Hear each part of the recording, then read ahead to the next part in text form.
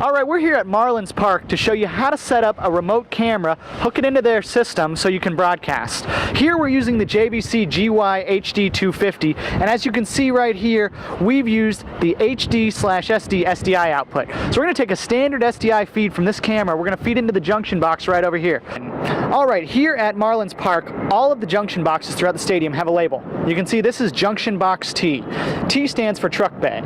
Batter's eye right is the name of the box, and it goes by this code, 3-G2. Once we get inside, we'll show you how to find out exactly where your cables are going to go and where all the connections hook up. But the most important thing to remember is the label in the box is 3G2. All the feeds in this junction box go down to the truck dock downstairs. What we're going to do is hook up downstairs to the corresponding feed here. Okay, now what we're going to do is choose where we want to connect our camera. What we're going to do here is connect our camera to input 1, just like so. Once you twist the connector and it locks, you know you're good to go. Now we'll go downstairs and see if we can find it. Look, we found another junction box. You can see this one's labeled 3G1. Throughout the stadium, you'll find these at various points, all the places you would normally see a camera. This is where we would connect video, audio, and there's even power down at the bottom.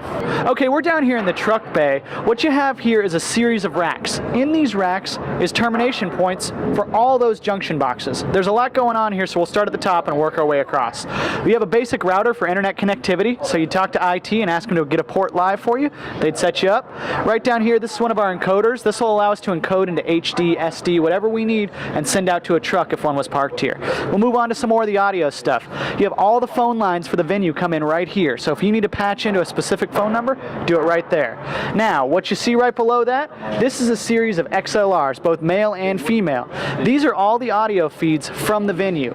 So if you went up to the control room and they potted up some audio, we could find it in here. You have the PA system, the program, the sound effects, all the crowd mics, everything's right in here.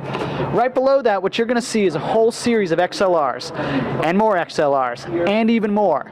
These go to all the junction boxes throughout the venue. What we want to do is find the junction boxes we were at earlier.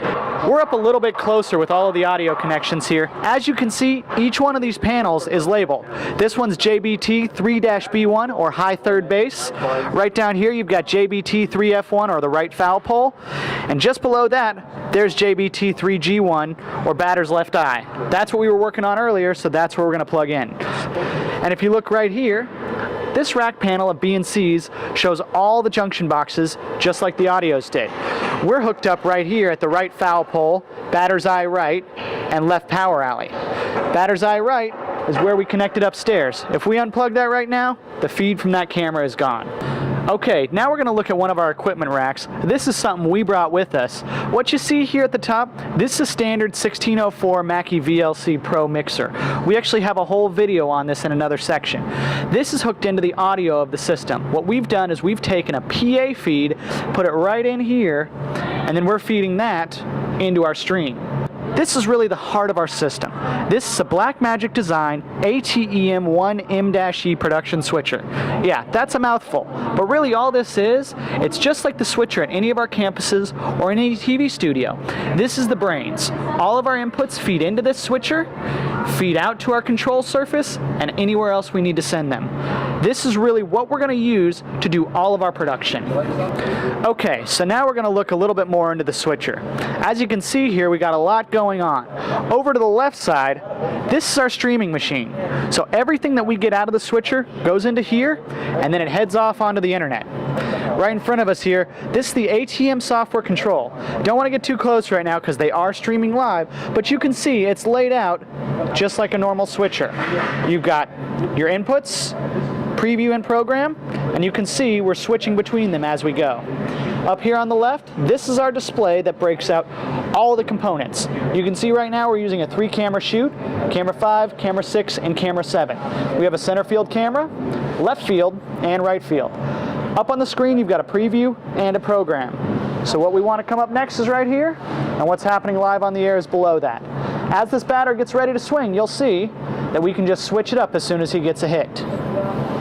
Okay, what we're watching right now, this is our live stream. This is what people are watching on the internet right now. What's happening over here? This is what we're switching. You can see there's about a 15-second delay. As this player gets a hit, it's going to take just a few moments. It's going to pop up right here. There it goes. All right, everything we've shown you here this weekend, it may seem a little bit overwhelming. It's very straightforward. If you can read the patch panel and find out the junction box you're looking for and go out and find it in the stadium, you'll be good to go. Whether you're using a network truck or a Sprinter truck, all you got to do is plug and play. It's very straightforward, and most of the time, the IT staff and the engineering staff at your venue can walk you through all of it. That's it for this LMS video. Thanks.